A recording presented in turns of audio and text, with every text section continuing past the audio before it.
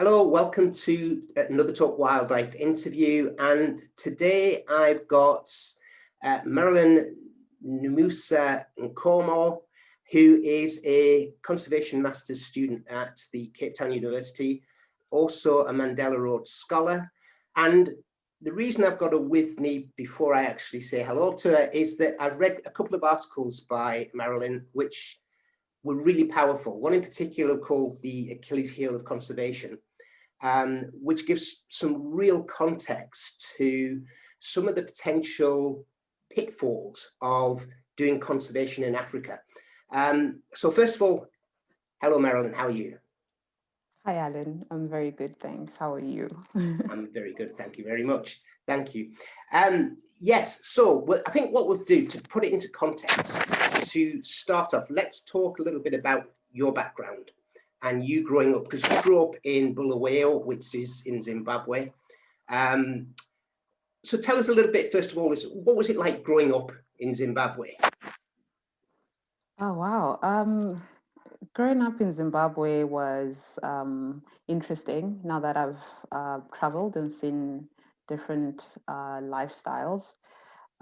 We grew up with what was necessary, with just our needs, played a lot outside, made our own balls, made our own toys, and the little that we had, in terms of the environment that we're close to, the fringes of our township was our environment. We'd go to a quarry dam to fish for tadpoles. And so it was a very happy childhood, carefree, not a lot of TV, not a lot of technology. So it was fantastic in its own way. I was going to say, simple and no fantastic. TV, and that sounds idyllic. Yeah, maybe 2 hours of cartoons in the afternoon, but Yeah. a lot of play. Yeah, and you mentioned going out and sort of fishing for tadpoles and stuff like that. So what was what can you remember as being your first introduction to wildlife? What was the spark that went, yeah, I like wildlife. I want to be into wildlife. So we always had dogs at home, but the relationship with dogs isn't relationship with the animals that I had around me, birds that would fly around and dogs that were there. We're not in a conservation type of framed mind. It was, these are animals, I'm a human being. We trapped birds, we caught crickets, locusts and other things in play, but there was never any sentiment or so on attached. We also just heard of animals in our folklore and stories, but the real deciding period of my life about how I was going to relate to wildlife or animals was when my father took us to Chipangali. It's a wildlife orphanage, just 20 kilometers on the periphery of the city. And it was our family outing, and we all got into the Peugeot, sat in the back, and to go to Chipangali. It's a wildlife orphanage. So it's not a zoo. To me, it felt like a zoo because I was a child. It felt so big. Now when I go there, it's so small, but it felt so big. There was kudus, but all these animals were rescue animals, not zoo animals, rescue animals being rehabilitated and so on. And then the second time we went back on one weekend, we ran up to there was a crawl that had a viewing platform. We wanted to run up there and we couldn't find the rhino that used to be in that crawl. And my dad was asking one of the gentlemen that works there, and he was like, it was poached, it was killed yesterday. And I was so young. I think it was before I was even 9. And he didn't use the word poaching, or I don't remember the word poaching, but I understood that somebody had overnight shot and killed the rhino for its horn. And yeah, that's when my relationship with wild animals changed. And I was just boggled and wondering why someone would do that. And knowing that we're not going to see that rhino again. And that's when it dawned to me as well that this is not a zoo. They're not going to replace that rhino. It's gone. And I wasn't going to see it again, you know. So yeah, didn't get a lot of opportunities afterwards to really cultivate it as a career or so, but it's something that made a very lasting impression on me in terms of how I relate and think about wildlife. Right, and just so I can put into context, the Achilles heel of conservation talks about probably a little bit of a misunderstanding between sort of white people in conservation and black people in conservation.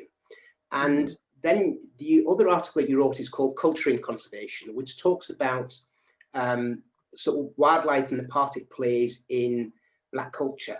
And you mentioned earlier on about stories of wildlife and various things like that.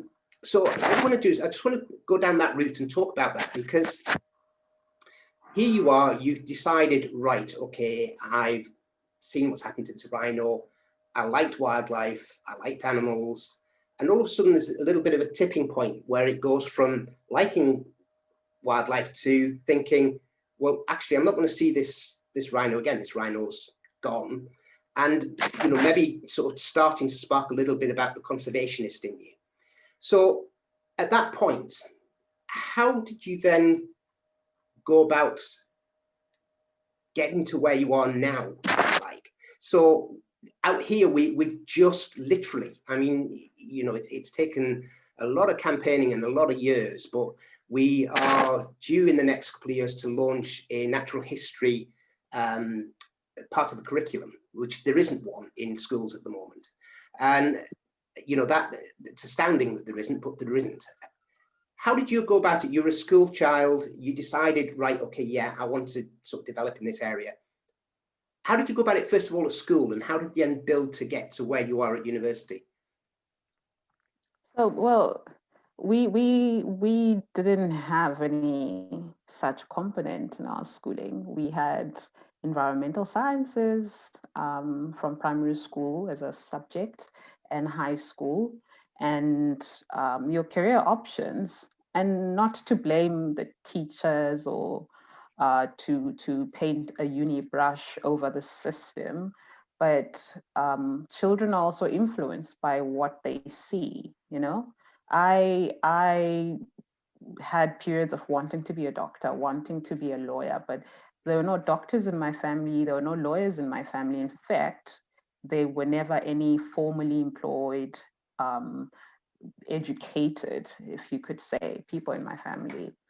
So maybe that was advantageous to me because I didn't have that much of the pressure of this is the way. Maybe that gave me a little more room to imagine what my own life could be, because I knew for sure my parents did not want the life they have for me, and they said it clearly.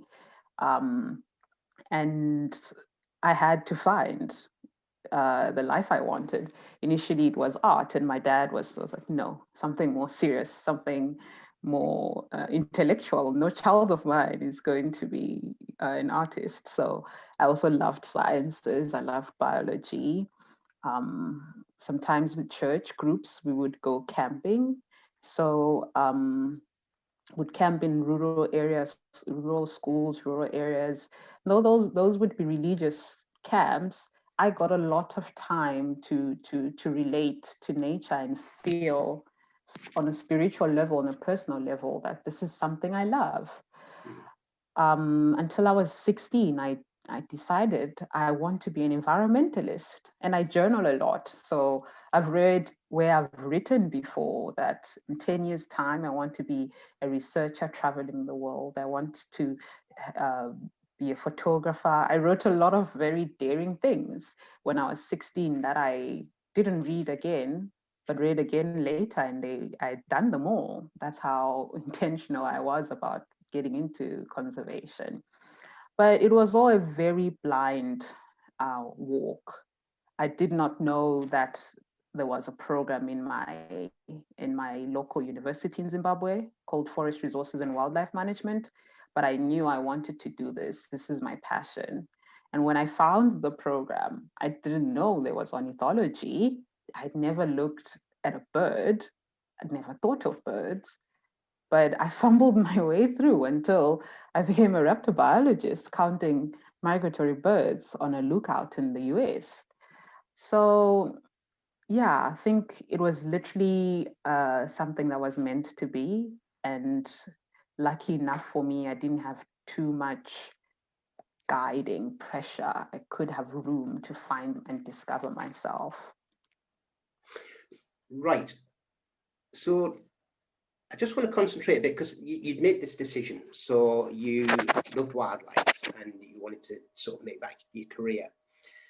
Reading the article, in fact, reading both articles, but reading the Achilles heel in particular, what you mentioned there, and I have had a similar conversation about this actually with a guy called David Lindo, who is called the Urban Birder. We were talking about sort of, you know, trying to open up wildlife to all. So with regards to what you're saying here about culture, that growing up, you would have grown up with peers that, as you say, saw nature as being a white thing, that it was, you know, that Black people didn't get involved in nature, they didn't have the opportunities to go into the likes of nature reserves and things like that. So what impact did that have on you? How did you break that mold, for want of a better phrase? You know, how did you say, right, well, no, yeah, it's not just for white people, it's for Black people, it's for everyone?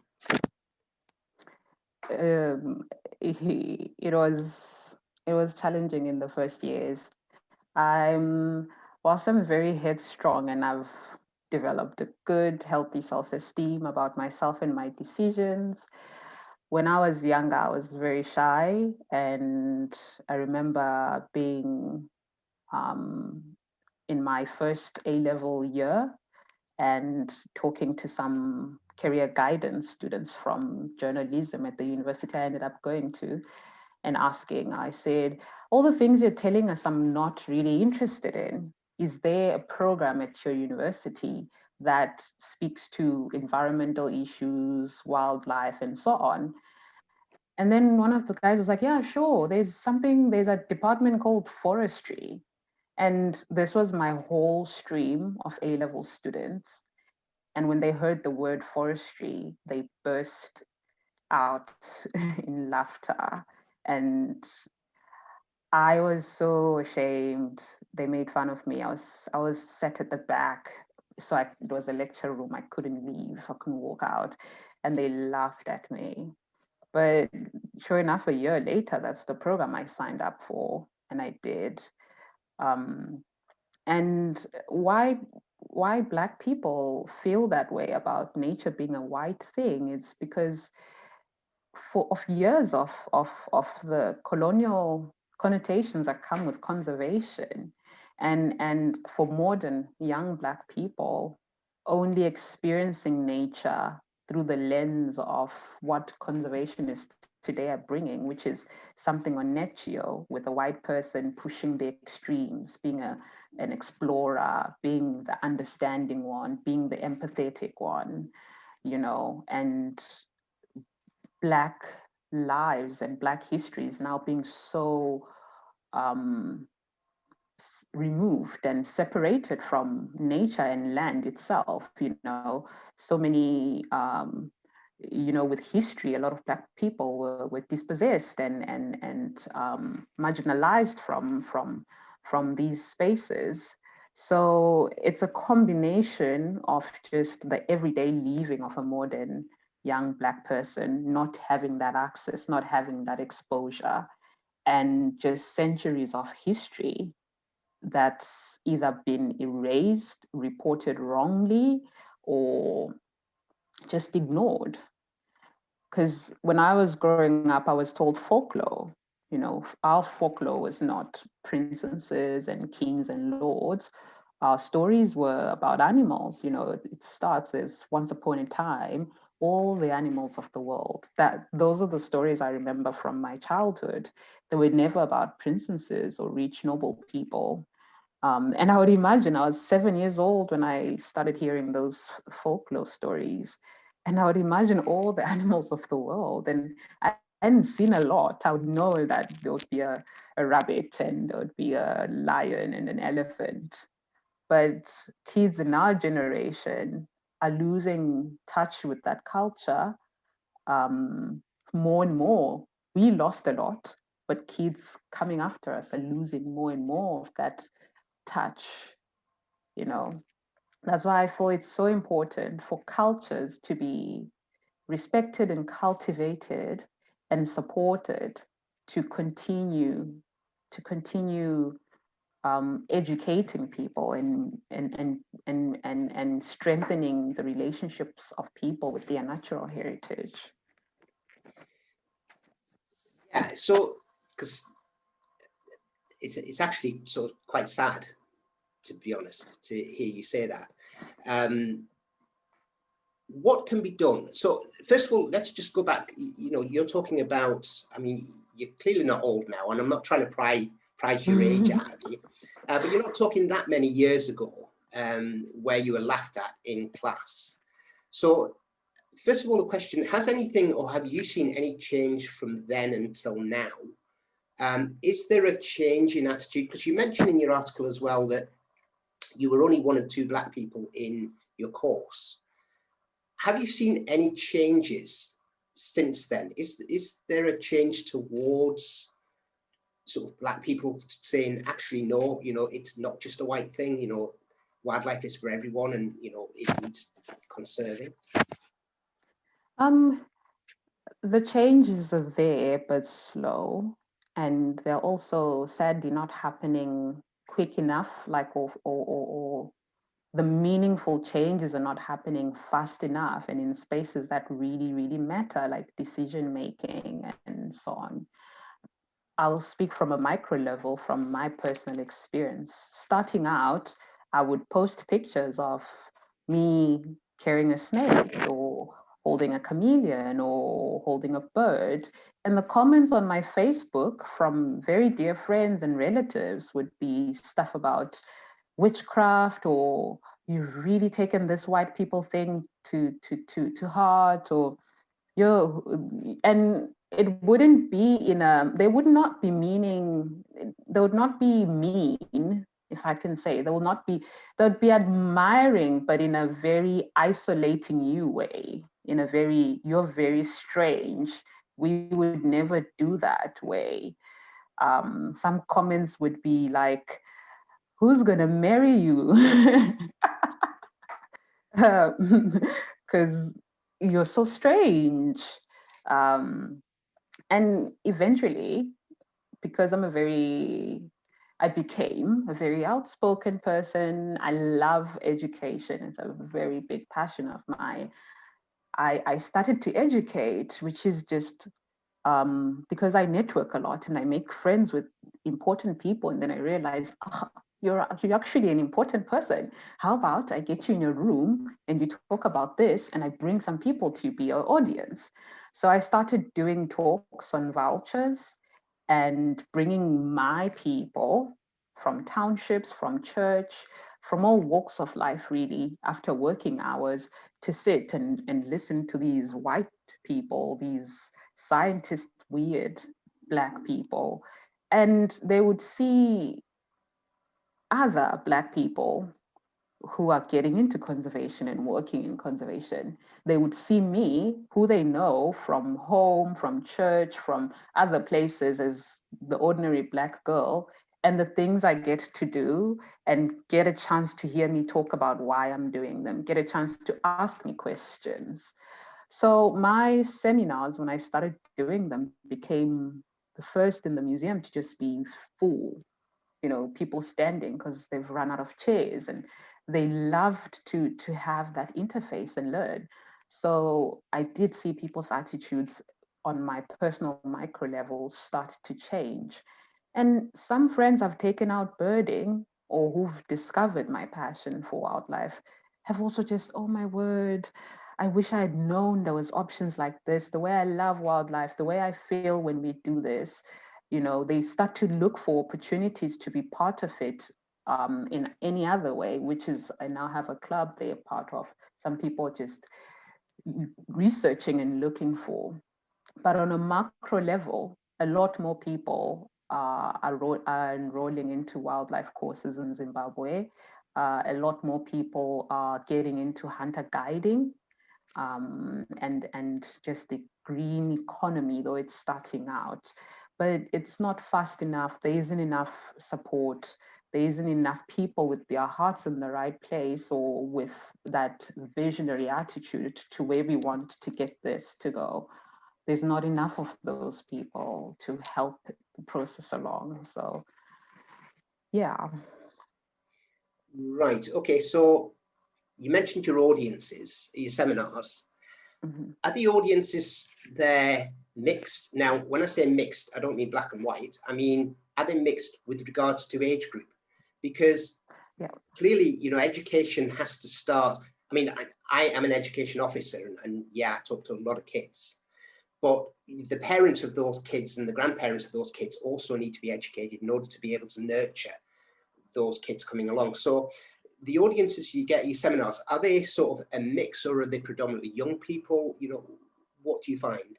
Well, my audiences were the most mixed thing you'll ever find in the world, racially, occupation or profession, age groups, people of all walks of life, because that's the kind of person I am as well. I network, I make friends.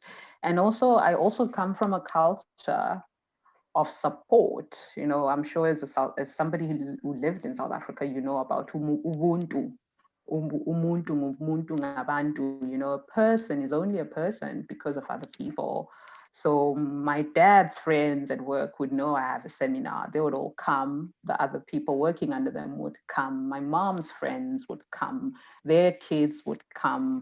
My friends from church, their little cousins, and they would all come. And initially, they're all coming out of curiosity and wanting to support me, and my culture is like that. And that's what I was really grateful about, because it helped me achieve my means of getting to the most diverse group of people and speaking to them.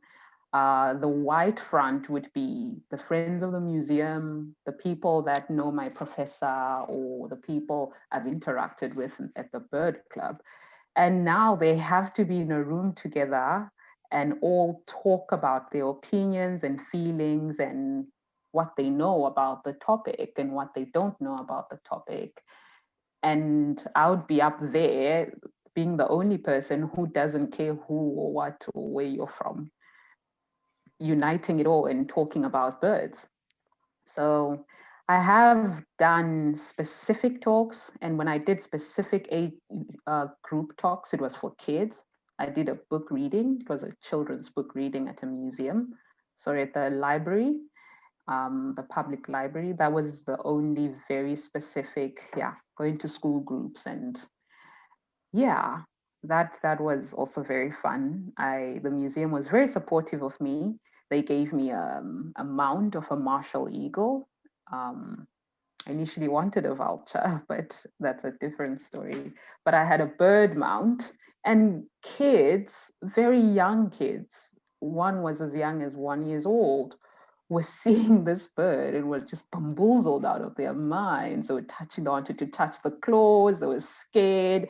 They wanted to see it up close. And I met one of the parents who brought one of her kids there the following year, and she was like, my kid keeps saying roadkill. And that was one of the key words I had taught them about vultures. It's like, my son keeps saying roadkill. I was like, wow.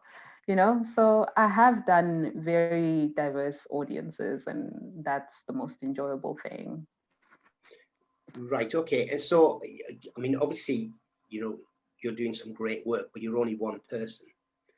And you mentioned that, there needs to be more of what you're doing.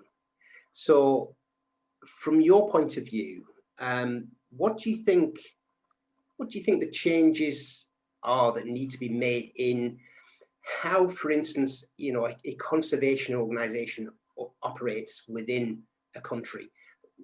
I know that, I spoke to Peter Bilson from the Painted Dog Conservation, and I know they do a lot for local community and education. Is that what's needed? Is it a lot more education? Because this is just, it's not just educating people about the wildlife. It's, as you put it, it's behavioral changes, it's cultural changes. So what do you think, not that I expect you to have a magic wand, but what do you think the answer is? For a very long time, these articles you're mentioning, I was different people. I still am developing my opinions and outlook. But for a very long time, I believed that education and awareness was the panacea. It was the magic wand. But it took me a while, maybe you'll see with that article that's when I really started to open my mind and my eyes to that. But what education? Because education is what we decide is supposed to be known, and education praises certain behaviors and things and cultures and perspectives, and raises them over others, and for a long time it's been like that, without looking at the consequence of that, because the schooling system we have has also taught us that education works that way. You bring a child in, you suppress things that are undesirable elements, and you raise what's important, and hopefully they've got 2 cents to choose what you've taught them is right. So we think that's what is applicable in conservation, getting into a territory, telling the people there that this is what is right, this is how you should do things. So I think it's not the panacea. Conservationists are not educators, they're scientists. They're people who care about the environment and know to protect it. They're not spiritualists. They shouldn't be teaching on what's correct and wrong on cultural beliefs or traditions, but they should be finding ways to teach and learn. That is the correct model of education that I now believe in. Teaching and learning from people on what's the most beneficial for them as a collective body and the environment. So I think we need to reevaluate, and step back, see what is slowing down our process of conservation, what is slowing down the behavioral changes of people we're trying to reach out to, and see if those things that we're doing that slow down that progress are worth holding on to over the cause itself. Because for some things, it's just prejudice that make us do things the way we want to do them, though those things don't work.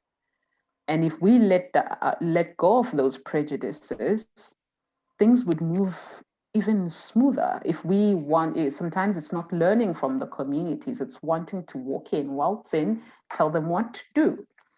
And then a few years down the line, we actually learned that, they actually have been doing something different for millennia before we came, and it had been working. And if we'd only asked and listened to them, we would have been. So the situation differs in different places. Sometimes it's just empathy, wanting to be there for the right reason, helping a community or helping a situation, not for discoveries or publishing or making a name for ourselves.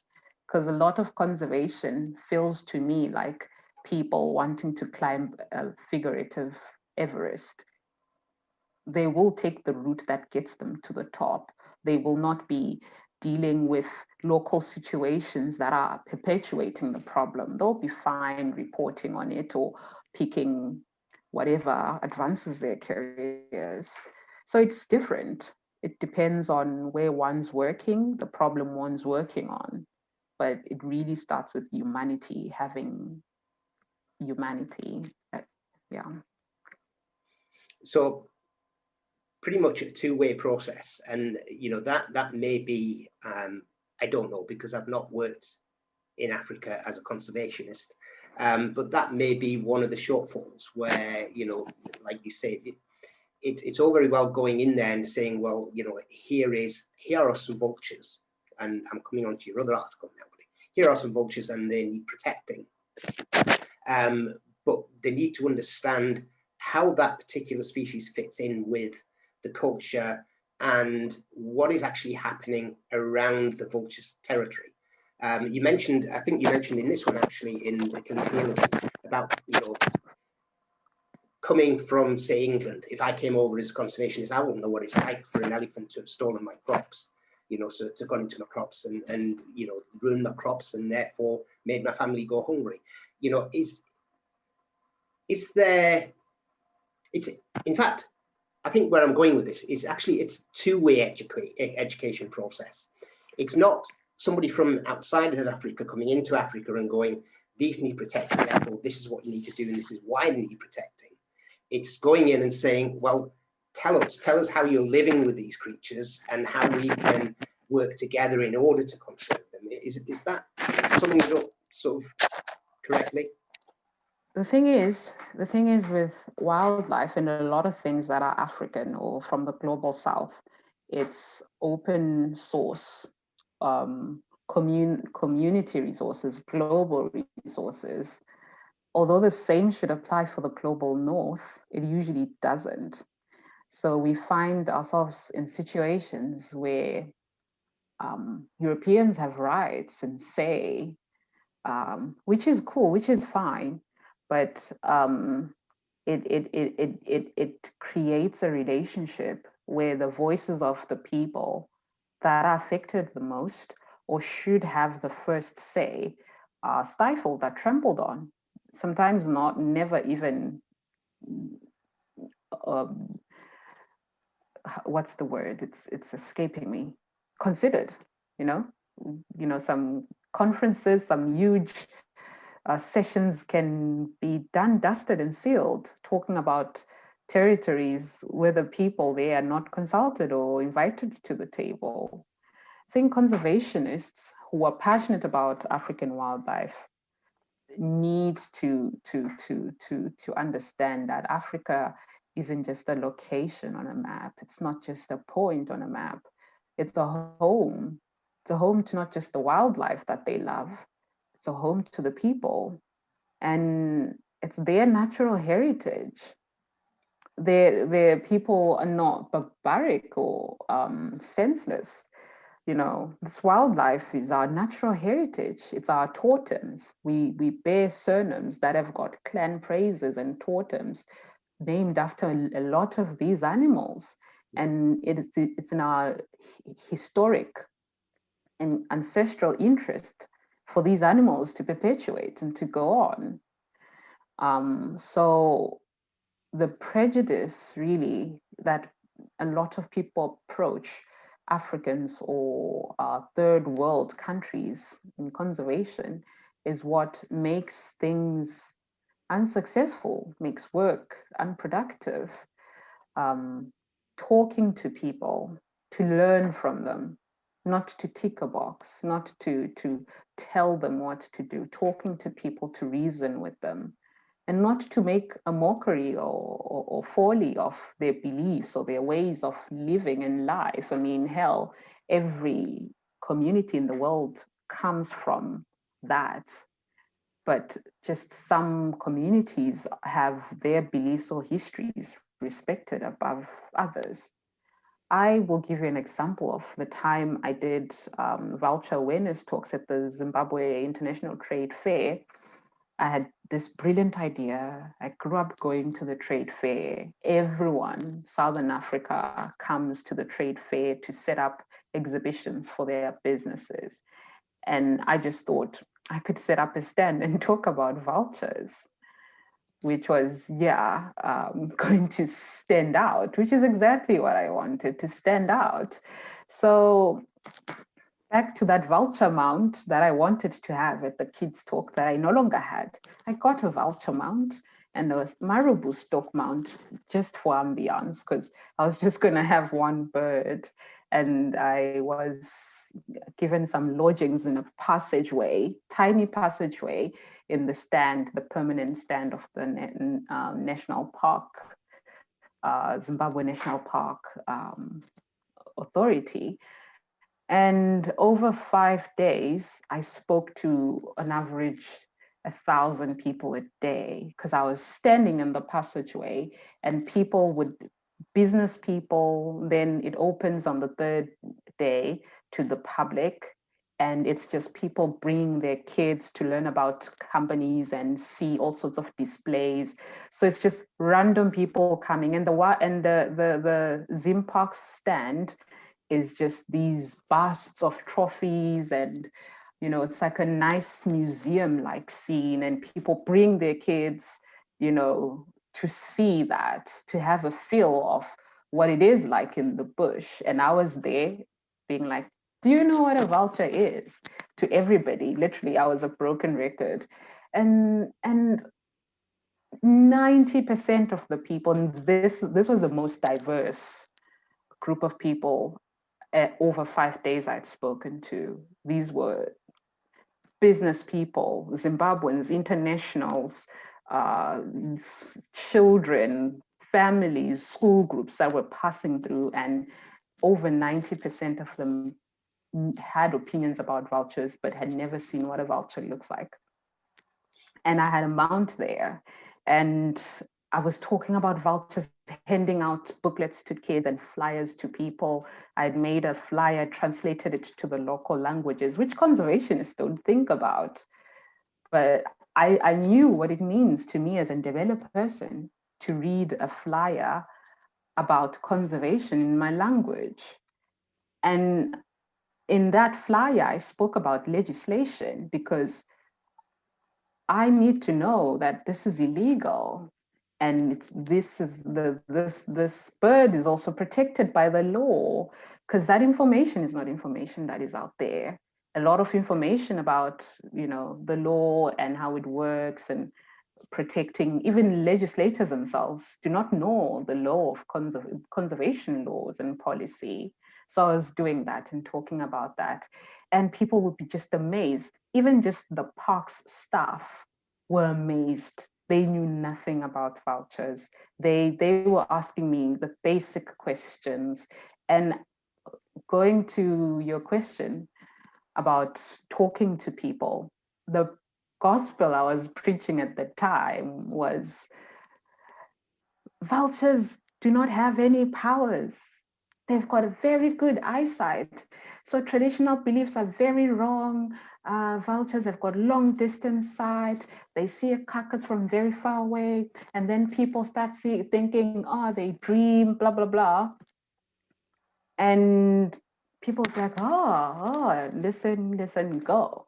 And the last day of packing up the stand comes, and the vulture mount is stolen. It's gone. And that was very heartbreaking, because the only people who could have stolen it would have been the staff at the park's stand. And we could not find it. And for a long time, until recently, I realized that I was literally myth busting. I was literally making a mockery of people's traditions and saying, scientists are proving that you guys are stupid. But I could have spoken about the wonderful things about vultures, the ecosystem services of vultures, the worth and value of vultures, and not made a mockery of people's beliefs, because that's not a battle you're going to win. And morally, as somebody who holds other beliefs, it's not my place to make a mockery of other people's beliefs, because I'm not going to win either way. I've made more headway talking to people about vultures and rabies and anthrax disease outbreaks than talking to them about traditional medicine being a lie or being a myth, being voodoo, stupidity. So I think people need to reevaluate when they're setting up education programs, that what agenda are they trying to push other than just winning people over to their own philosophy. Because I was trying to win people over to my philosophy, but with an agenda of trampling down and making a mockery of local traditional beliefs. So that agenda stands out more to somebody, because with all our beliefs, how we cement ourselves in our beliefs is creating barriers and defense mechanisms for anything alternative. So when something alternative comes, we're quick to first, before we get the message from it, see the things we want to protect ourselves from. In this case, they wanted to protect themselves from anybody who's making a mockery or who doesn't believe in what they believe in. And then the message is lost in translation, because your ulterior motive or your motivation is hidden to you. But the people who believe otherwise, it's what comes first and forthwith to them. So it's a long answer to your question about people. It's a very good answer, though. And I do want to talk about vultures a little bit more in a second, because of the work that you've done with them at the Hawk Mountain Sanctuary. But before I do that, whilst you were talking, because you said you talk to about 1,000 people a day, this is the exhibition, and you were talking about it, as you put it, from your philosophy, from your point of view. Did anybody actually challenge you while you were actually talking? Did nobody challenge you if you talked to that many people? A handful of people did. A handful of people did.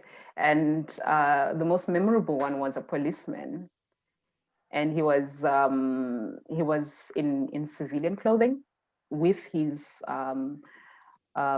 he was a superior, so he was with his constables in uniform. And he was adamant that his grandfather could tell you where you're from, your ID numbers, he could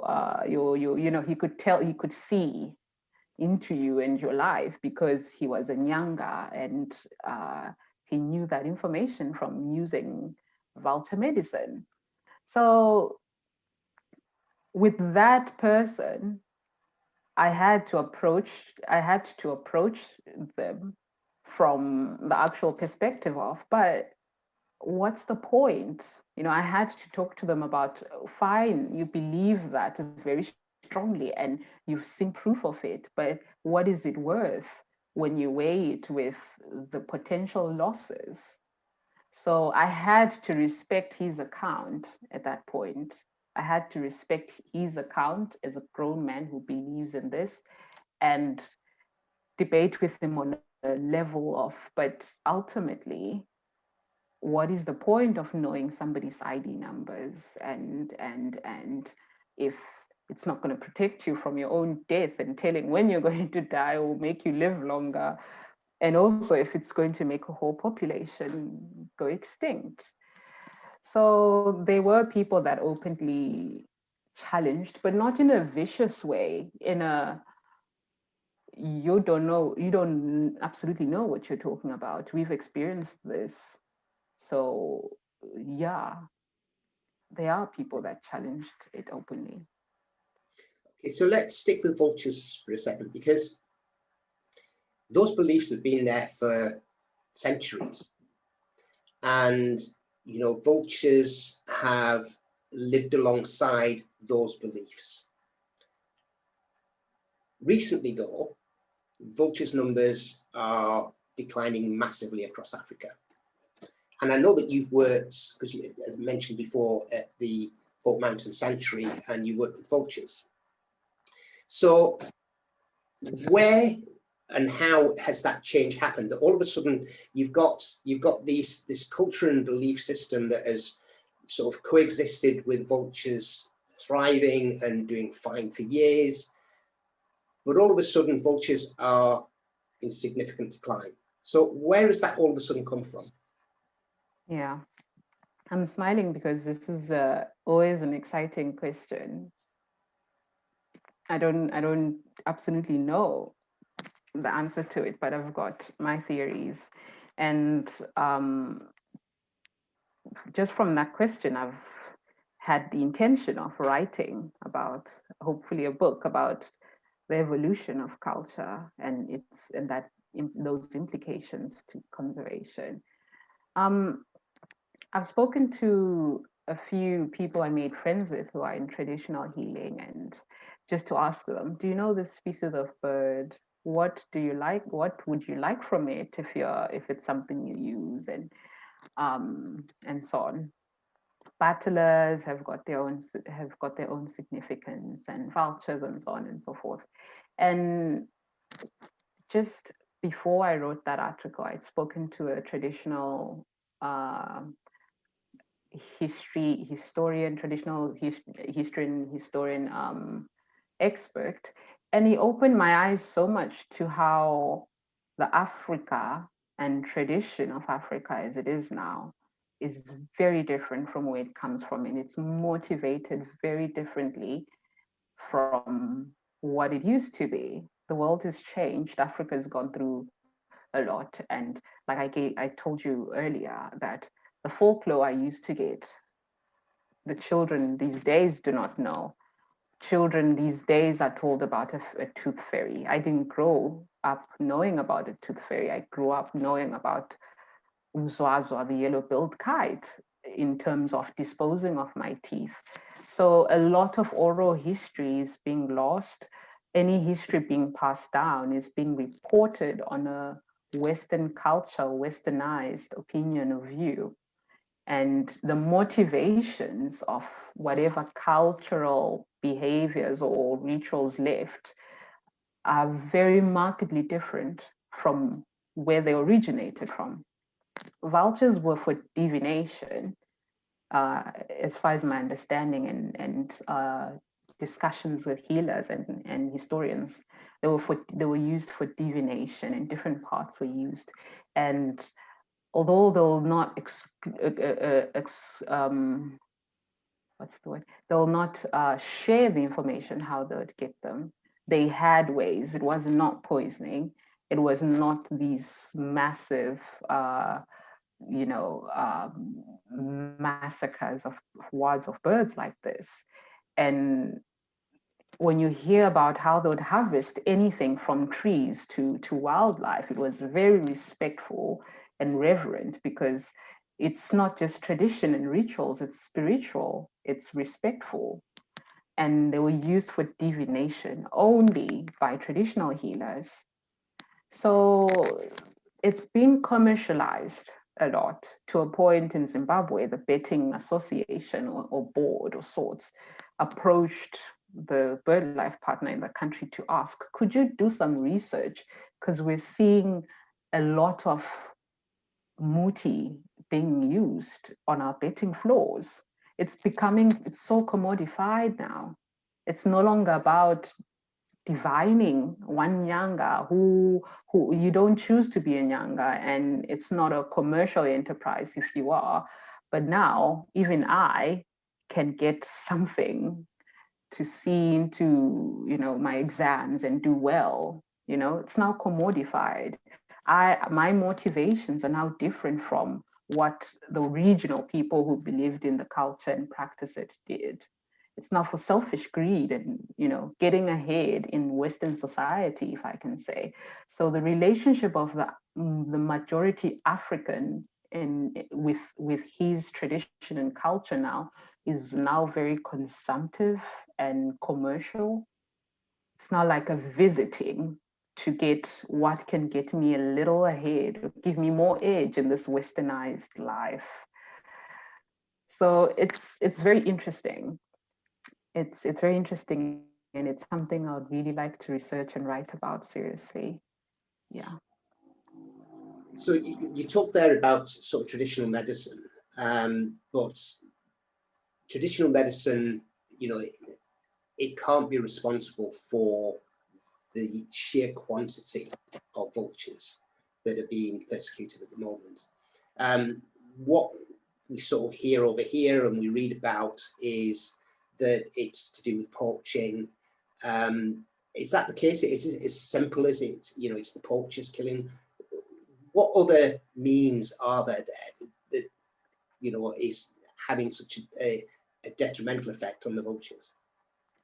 Well, I do not have the latest figures, but from the studies that have been done, Muti killings are actually not leading at all as a threat, because on a sentinel killings, which is killing vultures so they do not raise alarm with rangers over poaching incidences, is actually one of the leading ones. And in more developed parts of Africa, which is South Africa, it's power line collisions. I worked as an intern at Vulpro, rehabilitating vultures, and a lot of birds, they just released a paper now that power line collisions were the biggest problem.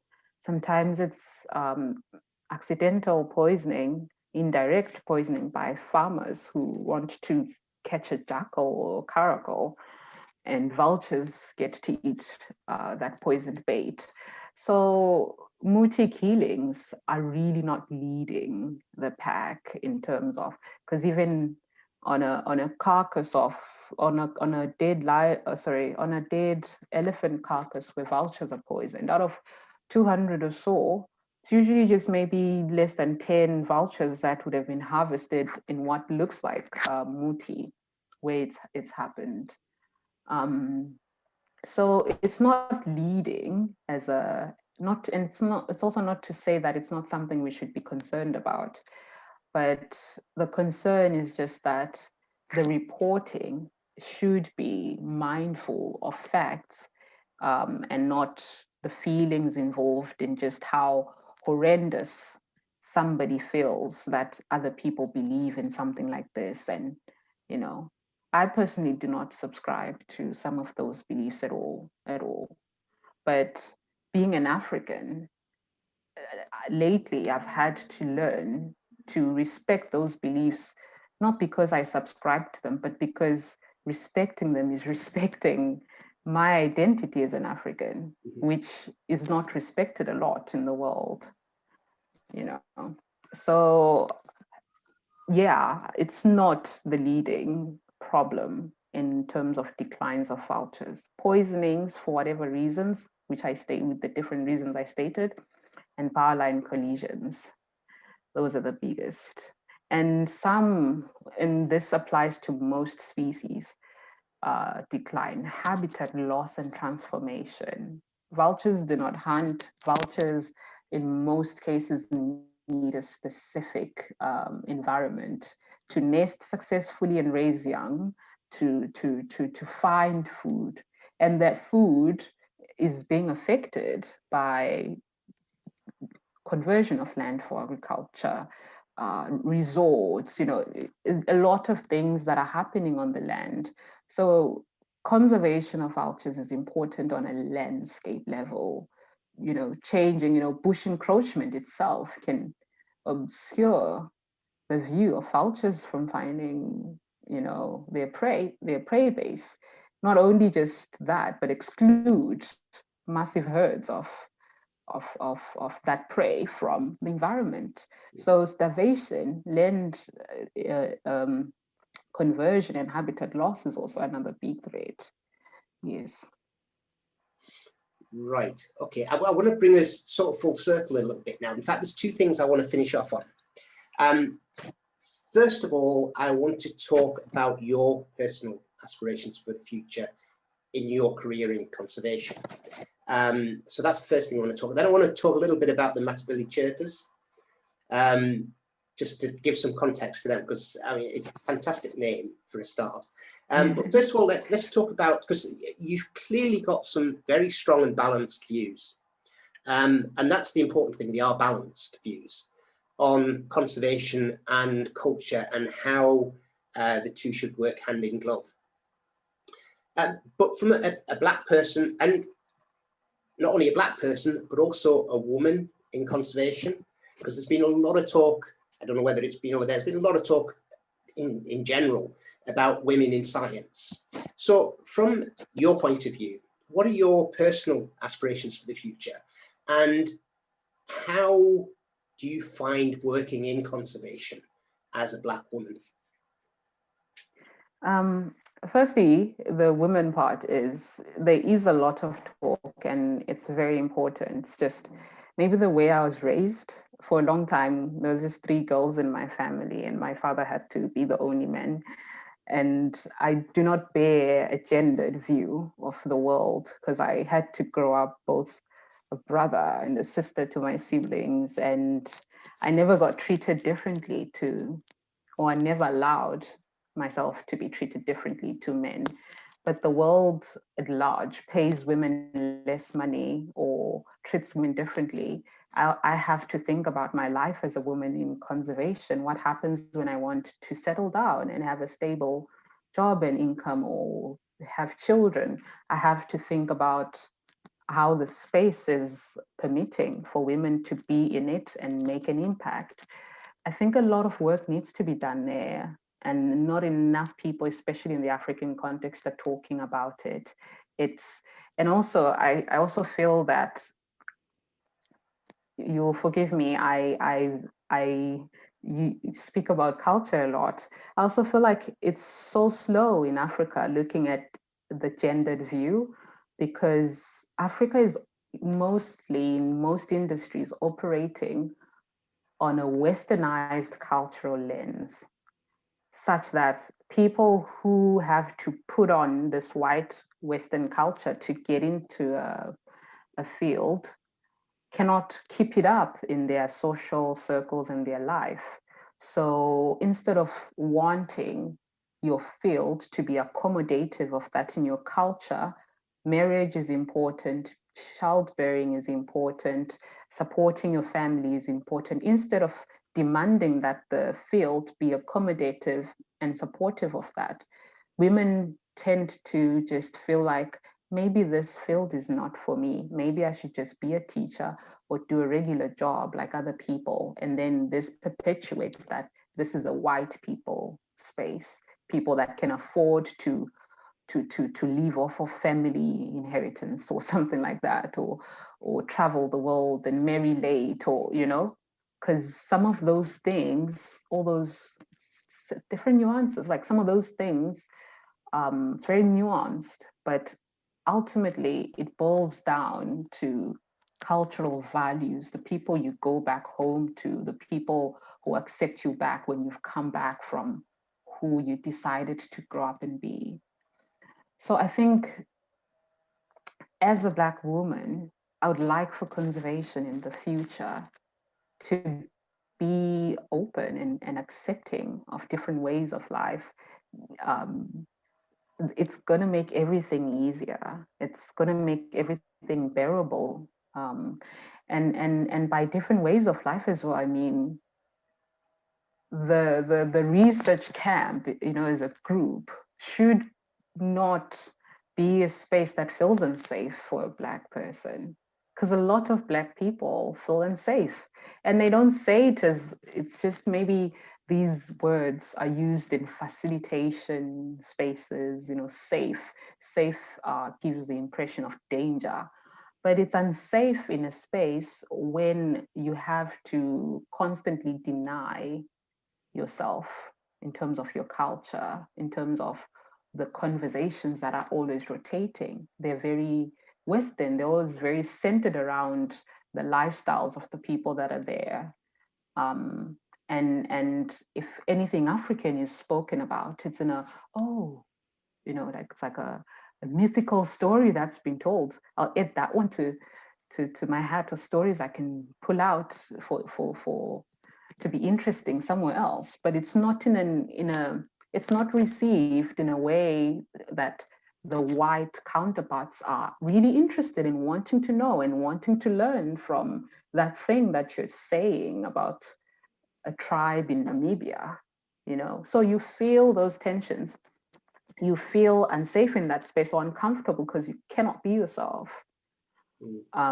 So a lot of Black people have gotten used to that, and some of it is microaggressions. People need to educate themselves and be aware of how they can make spaces more inclusive, accepting, educational, and supportive of people that are different from them. The fortune of being a Westerner is that every corner of the world has been adapted to welcoming them. And it makes it look like we're suggesting an alternative, but we're just wanting a seat at the table. That can we share space? Can we talk on the same level, socialize on the same level? Because the Western way of life is not the only way. We're not having meaningful, we're having superficial interactions because we're trying to be at your level of what you know and understand about the world. So it's just various things on different levels, from micro to macro. And it's hard to package neatly and easily. Sure. So you've left us with a lot to talk about there, or a lot to think about, should I say. And hopefully people watching this, it will sort of trigger some thoughts in their minds as well. But I want to end off on something, because you were talking earlier about sort of how, when you first went into conservation, sort of people went, oh, so you're going into sort of a white area, you're taking on, and they didn't understand it. But I want to talk to you about the Matabele Chirpers, because this is something I believe you set up and you work with, and it sort of caught my attention because it to me seems like a project that is showing a bit of a step change, that it is bringing for Black Africans into the wildlife and conservation world. Mm-hmm. There's another one in Uganda. I talked to a guy called Kenneth Tunsile, and he runs a sort of birding guide training group for people around about the Murchison's Falls. And that fascinates me as well, that, people are sort of bringing, mm-hmm. I won't say despite the culture, because that sounds like sort of, if you like, pushing the culture to one side. I don't mm-hmm. mean it in that way. I mean that given the culture, that mm-hmm. there are still projects that are saying, look, you can still have that culture, but come and have a look at this bird. Just like you said earlier on, when those kids were fascinated by the vulture that you had at the exhibition. So let's talk a little bit about Matabele Chirpers. Where did that come from? How did it come about? So I fell in love with birds in my second year of uni, and third year is internship. So the whole internship when I was at Vulture, I was just telling myself, going back home, I want to start a birding club at the university, because there is not any extracurricular societies from our department with wildlife. We were literally just a department of people coming to do the bare minimum, just do our assignments and submit. And the department itself, in terms of students, did not have a lot of touch or inroads into the industry, So I thought a birding club could be an in-between. It could bring, build bridges between other universities doing the same courses. But I got so busy with obviously being a student in my final year and my seminars and so on, until I achieved the club, setting up the club last year in September. I had made a lot of friends and other young people that would volunteer with me on the different projects I was doing.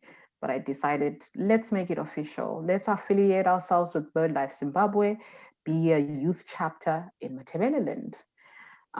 So we wanted a cool name, and Matabeleland, which is the western side of Zimbabwe. So we called ourselves Matabele Chirpers, or Matland Chirpers in short. So we're on Twitter, we're on Instagram and Facebook.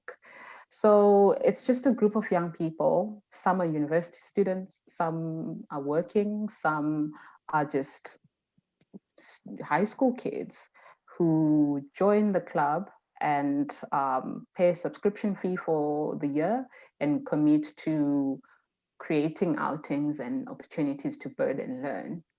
I've tried to make it a space for people to grow.